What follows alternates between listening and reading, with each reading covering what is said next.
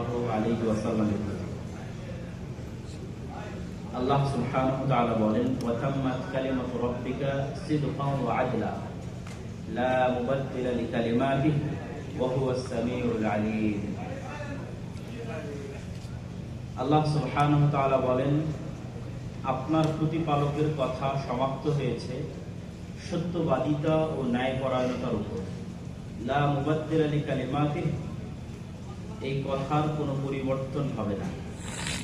আর তিনি সর্বশ্রোতা এবং সর্বজ্ঞানী।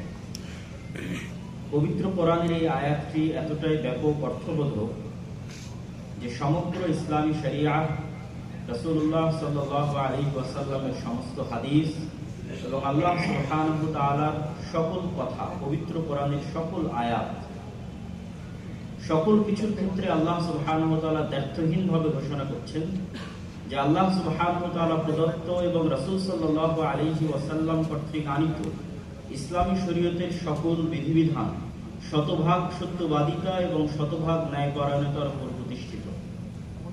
কেউ যদি ইসলামের কোনো বিধানের উপর বৈষম্যের অভিযোগ আরোপ করে, তাহলে আল্লাহ সুবহানাহু ওয়া তাআলার এই আয়াত মিথ্যা বলে প্রমাণিত হবে। নাউযুবিল্লাহ। সুতরাং আল্লাহ সুবহানাহু ওয়া তাআলার কোনো বিধানের উপর বৈষম্য শব্দ আরোপ করা একটি কুফরি শব্দ, যার কারণে যে কোনো মুসলমান, যে কোনো ব্যক্তি কাফের এবং মুরতাদ হিসেবে বিবেচিত হতে পারে। আর আল্লাহ সুবহানাহু ওয়া তাআলা আরো একটি কথা বলে দিয়েছেন, লা মুবাদদিলা লিকালিমাতিহি, পৃথিবীর পরিবেশ পরিস্থিতি যাই হোক না কেন, বিজ্ঞান ও প্রযুক্তির উত্থান এবং পতন যেখানেই পৌঁছুক না কেন, আল্লাহ সুবহানাহু ওয়া তাআলা কর্তৃক প্রদত্ত বিধানের কোনো পরিবর্তন করার, চুল পরিমাণ পরিবর্তন করার সুযোগ পৃথিবীতে কারো নাই। এবং বাংলাদেশের ইতিহাস এবং ঐতিহ্য আমাদের জানা আছে। বাংলাদেশের মানুষ 2024 সালের 36শে জুলাই তাদের সেই শক্তি এবং সামর্থ্যের প্রমাণ দিয়েছে। অতীতেও দিয়েছে, 1947 সালেও দিয়েছে, 1831 সালে বালাকোটের ময়দানে দিয়েছে, 1857 সালে সিপাহী বিদ্রোহের সময় দিয়েছে। অসংখ্য আন্দোলন এবং সংগ্রাম এবং শহীদের ইতিহাস এই অঞ্চলে আছে, যা আমাদের সকলের অবগতিতে আছে।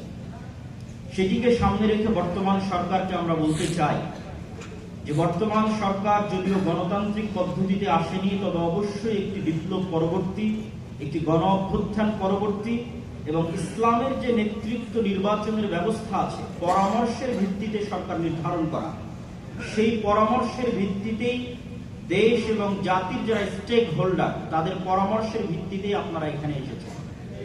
আপনাদের পিছনে জনমত, বিশেষ করে আলেম ওলামাদের সমর্থন শুরু থেকে এখন পর্যন্ত আছে। এবং আমি এর সাথে আরো একটি কথা যুক্ত করে দিই যে আমরা অনেকেই সমগ্র বাংলাদেশে ইসলামের বিজয়ের স্বপ্ন দেখি।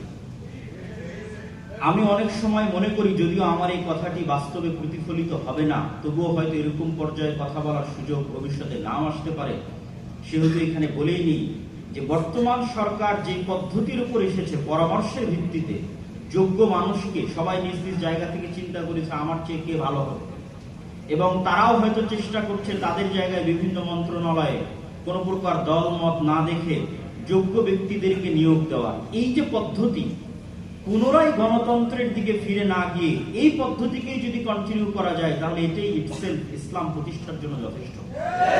এটা অনেক সময় আমরা বুঝি না যে এই সরকার যেই দিন শেষ হবে, আমাদের দাবি থাকা উচিত যে সেই দিনও পরামর্শের ভিত্তিতে সরকার প্রধান নিযুক্ত করতে হবে। আলেম ওলামাদের পরামর্শ, দেশের অন্যান্য স্টেক হোল্ডারদের পরামর্শ, তাদের পরামর্শের ভিত্তিতে সরকার প্রধান আসবে, তিনি তার পছন্দ মতো তখন তার ক্যাবিনেট ঠিক করবেন। এটাই ইসলাম।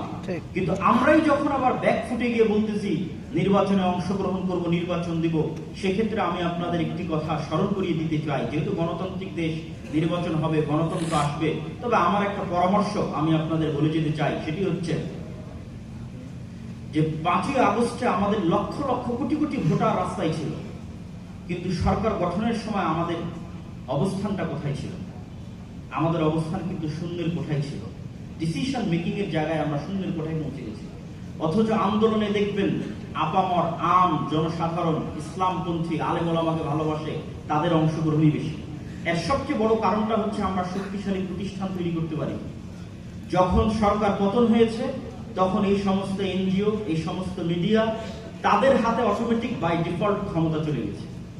এই জন্য আমি উদাত্ত আহ্বান জানাবো, আজকে এখানে দেশের বড় বড় ইসলামী দলের নেতারা উপস্থিত আছেন, আপনারা যেমন নির্বাচন কেন্দ্রিক প্রস্তুতি নিচ্ছেন, আপনাদের দীর্ঘমেয়াদী মুসলমানদের শক্তিশালী প্রতিষ্ঠান, শক্তিশালী মিডিয়া, শক্তিশালী অর্থনৈতিক প্রতিষ্ঠান, এগুলো তৈরি করার জন্য আপনাদের চিন্তা চেতনা এবং পরিশ্রম করতে হবে, যেন আগামী 20 বছর, 25 বছর, 30 বছর যখনই আবারও এরকম প্রেক্ষাপট আসবে, তখন যেন স্টেক হোল্ডার ডিসিশন মেকিং এ শক্তিশালী প্রতিষ্ঠান থাকার কারণে ইসলামপন্থীরা সেই জায়গায় পৌঁছতে পারে।